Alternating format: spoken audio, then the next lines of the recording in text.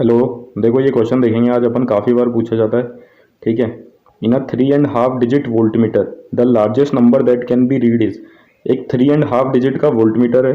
ठीक है, तो ये लार्जेस्ट वैल्यू कितनी रीड कर सकता है। अब ये देखो एसएससी जेई 2014 में भी आ रखा है। ठीक है, आरबीपीएनएल जेई वगैरह कितनी बार ये सवाल पूछा ही जाता है। तो इसमें अपन को कोई कैलकुलेशन नहीं करनी होती है, अपन को एक फंडा याद रखना है। वो मैं आपको सिखाने की कोशिश करता हूँ। फिर कितना भी लिखा हुआ आएगा ना, या 4.5, 5.5, 6.5, तो कुछ भी आप कर सकते हो।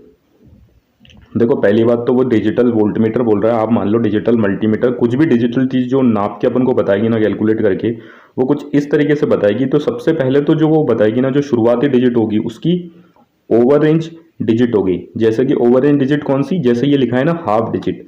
ठीक है, और दूसरी होगी डिजिट प्लस बन मिलके बनी होगी digit that can display value from 0 to 9। मतलब ये जो हाफ डिजिट है ना, जो सबसे पहले वाली डिजिट है, मैंने ऊपर लिख दिया मोस्ट सिग्निफिकेंट डिजिट, जो आगे आगे लगती है। ठीक है, सिंपल सी भाषा में बोलूँ तो वो ये जो हाफ डिजिट लगाया गया ना, तो ये इसको बताने के लिए बताया गया कि एमएसबी। ठीक है, इसको अपन ओवर रेंज डिजिट बोलते हैं। अब फंडा ये है कि ये जो हाफ डिजिट जो इसमें काम में ली गई ना बात, ये हमेशा वैल्यू 0 और 1 ही लेती है, और बाकी की जितनी भी डिजिट ओपन को मतलब नहीं है। जैसे इसमें 3.5 बोला है, तो बाकी की डिजिट कितनी है, 3।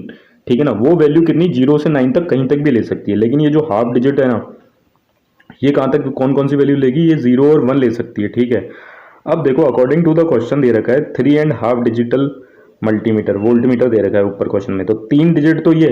ठीक है, जो 0 से लेके 9 तक कितनी भी वैल्यू ले सकती है, और ये हाफ डिजिट। ठीक है ना, तो कितनी, 3 और 1 कितनी डिजिट का नंबर बनना है अपना, 4 डिजिट का। ठीक है ना, समझ गए, 3 तो ये। ठीक है, और ये हाफ डिजिट, ये 3 जो है ये 3 वाली जो जो डिजिट है, ये क्या है, 0 से लेके 9 तक कोई सी भी वैल्यू ले सकती है। यहाँ आ नहीं रहा, यह लिखा है 0 से लेके 9 तक कुछ भी ले सकती है। जबकि ये जो हाफ डिजिट का है ओवर रेंज डिजिट, ठीक है, ये हमेशा 0 और 1 ही वैल्यू ले सकती है। ठीक है, तो मतलब मोस्ट सिग्निफिकेंट डिजिट जो आगे आगे लगती है। अब देखो 4 डिजिट का नंबर बताना है, और जो पहला जो नंबर बनेगा ना लेफ्ट हैंड साइड से, वो 0 और 1 ही ले सकता है मैक्सिमम वैल्यू।